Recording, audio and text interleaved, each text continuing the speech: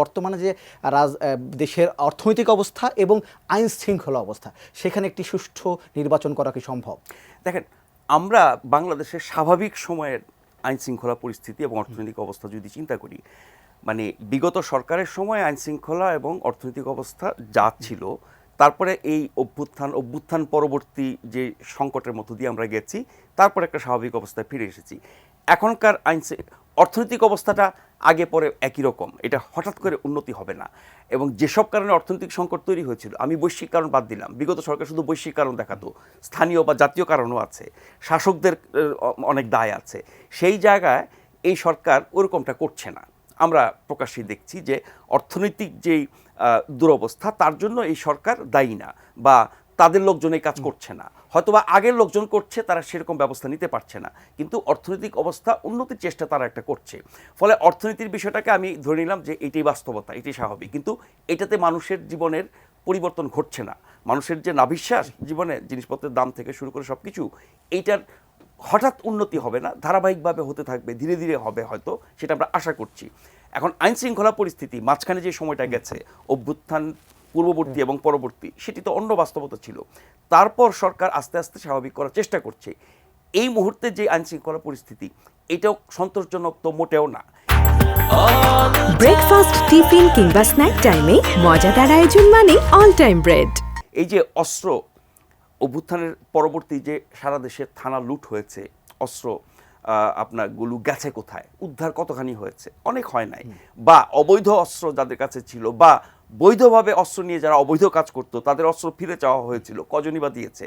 তার মানে অস্ত্র নিয়ে অপরাধ করার বাস্তবতাটা এখনো রয়ে গেছে, সেইভাবে অস্ত্র উদ্ধার হয় নাই। অনেক অপরাধী সেইভাবে ধরা পড়ে নাই। এখন রাজনৈতিক অপরাধী যারা, রাজনৈতিক অপরাধ যারা করেছেন, দুর্নীতি, দুঃশাসন, অনিয়ম ইত্যাদির কারণে, তাদের হাতে গোনা কয়েকজনকে আমরা দেখলাম ধরা পড়তে, তারা বিচারের প্রক্রিয়ার মধ্য দিয়ে আছেন। তারপরও আমি বলি, এরা যে অপরাধী, এটা বাংলাদেশের মানুষ না, একটা গরু, ছাগল, পিঁপড়াও জানে। কিন্তু তাদের বিরুদ্ধে কি মামলা করছি আমরা?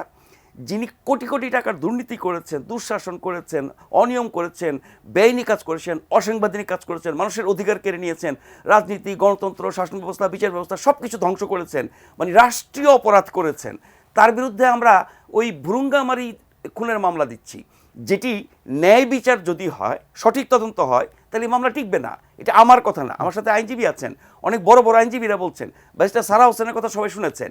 যেসব মামলা রাজনীতিবিদদের বিরুদ্ধে দেওয়া হচ্ছে, এইসব মামলা একটাও টিকবে না, সঠিকভাবে যদি সঠিক পথে যদি আগায়। তাহলে আপনি কি তাদেরকে ছাড় দেওয়ার ব্যবস্থা করছেন, নাকি তার যে আসল অপরাধ, যেসব রাষ্ট্রীয় অপরাধের কথা বললাম, সেসব ব্যাপারে সঠিক তদন্ত করে আপনি যদি বিচার করেন, তাহলে শাস্তিটা অনেক বড় হবে। আর এক একজনের বিরুদ্ধে আপনি শত শত মামলা দিচ্ছেন, যেটা শিকার বিএনপি হয়েছিল গত 16 বছর, এক একজনের বিরুদ্ধে শত শত শত শত মামলা। গতকাল আইন উপদেষ্টা বলেছেন যে এই ঢালাও মামলা নিয়ে সরকারি বিব্রত। সরকার বিব্রত? সরকার কি ঢালাও মামলা থামাতে পারছে না? সরকার বলে মামলা তো আমরা করি নাই। যারা করছে এরা কারা? তাদেরকে কি সরকার থামাতে পারে না? পুলিশের কাছে গেলে বা আদালতে গেলে যাচ্ছে তাই অভিযোগে একটা মামলা দিলে তারা নিয়ে নেবে, তারাও ভয়ে থাকে, হত ভয়ে আছে। বিগত সরকারের সময় আদালত বা থানাগুলোতে আমরা যাচ্ছে তাই মামলা নিতে দেখতাম সরকারের ভয়ে, বা ওই লোকগুলি সরকারের পক্ষ হয়ে কাজ করত। এখন যারা আদালতে বা থানায় মামলা নিচ্ছেন, তারা কাদের ভয়ে নিচ্ছেন? আমি তো এটা বুঝতে পারি, যারা আন্দোলনের ভয় দেখান, কথায় কথায় রাস্তায় নামেন, হুমকি দেন, বিএনপি, আওয়ামী লীগ, জাতীয় পার্টি সহ সকল রাজনৈতিক দলকে ফু দিয়ে উড়িয়ে দিতে চান, তাদের ভয়ে মামলা নিচ্ছে। তারা জানে যে এই মামলার যে ভিত্তি, এটা টিকবে না যদি সঠিক বিচার হয়। এখন ভিত্তি সঠিক না, সেটাতে যদি আপনি কাউকে শাস্তি দেন, তাহলে বলতে হবে সেটা আপনি আওয়ামী লীগ আমলের বিচার ব্যবস্থায় ফিরে গেছেন, ওইভাবে আপনি শাস্তি দিতে যাচ্ছেন। ফলে আইন শৃঙ্খলা পরিস্থিতি, অর্থনীতি দুটো মিলে যদি বলি, এর চেয়ে বেহেস্ত আমরা চাইতো, এর চেয়ে ভালো অবস্থা চাইতো, সেই চাওয়াটা আমাকে গণতান্ত্রিকভাবে নির্বাচিত জনগণের পছন্দের সরকারের কাছ থেকে চাইতে হবে। এই সরকারের অনেক সীমাবদ্ধতা আছে, অভিজ্ঞতা থেকে শুরু করে অনেক কিছু, ফলে এখন সেই অবস্থা আসবে না। কিন্তু আমার বাংলাদেশ বেহেস্ত না হওয়া পর্যন্ত আমি নির্বাচন দেব না। বেহেস্ত কখনো হবে না, নির্বাচনও কখনো হবে না। ব্যাপারটা কিরকম?